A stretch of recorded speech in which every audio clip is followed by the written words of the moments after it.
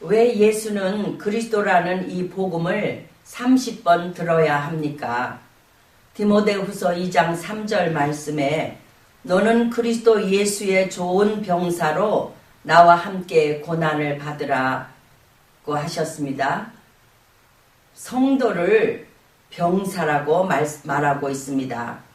빌레몬서 1장 2절 말씀에 자매 아비아와 우리와 함께 병사된 아킴보와 내 집에 있는 교회에 편지하노니, 성도를 여기서도 병사라고 말하고 있습니다. 출애굽기 7장 4절 말씀에 바로가 너희의 말을 듣지 아니할 터인즉 내가 내 손을 애굽에 뻗쳐 여러 큰 심판을 내리고 내 군대 내 백성 이스라엘 자손을 그 땅에서 인도하여 낼지라. 이스라엘 자손을 군대라고 말씀하고 계십니다. 성경에 그리스도인을 여러 가지로 비유하고 있습니다. 양, 신부, 지체, 포도나무 가지, 농부, 경기하는 자, 그 중에 하나가 군사입니다. 믿은 지 6개월이 안 지났으면 양으로만 살아도 됩니다. 그러나 6개월 이상 되신 분들은 이제 양의 자리를 넘어서 군사로까지 가야 합니다. 남자가 군인이 되기 위해서는 반드시 논산훈련소를 입소를 해야 합니다. 그렇듯이 신자는 그리스도의 군사이기에 전도자가 되기 위해서는 반드시 복음소식 암송 수련회에 참석을 해야 합니다. 영적 논산훈련소이기 때문에 육적 군사가 사격 훈련도 안 받고 자대에 배치될 수 있습니까? 없습니다. 그런데 영적 군사가 영적 무기도 준비하지 않고 사격 훈련도 받지 않고 사탄과 영적 싸움을 싸우고 있습니다. 비정상적입니다.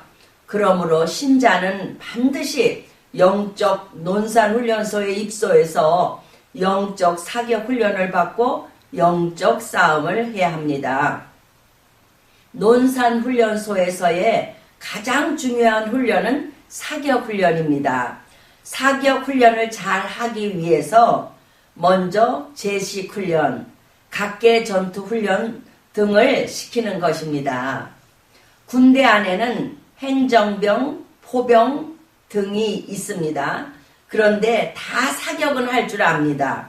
그렇듯이 교회 안에 성가대, 주일학교 교사, 회계, 주차관리, 식사당번 여러 가지 헌신의 일이 있지만 그런데 복음 전할 줄 모르는 분들이 너무 많습니다.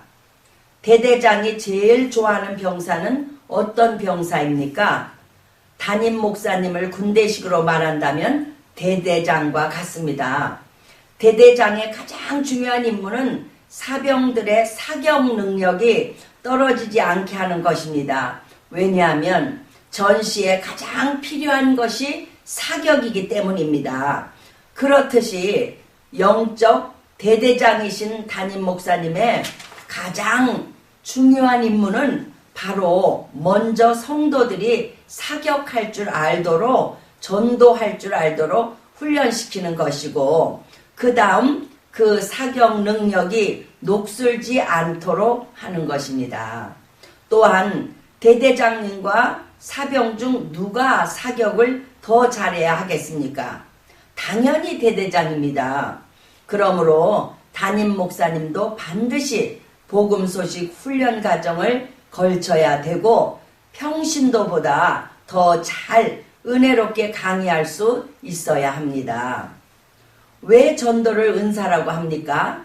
바로 훈련을 안 받았기 때문입니다.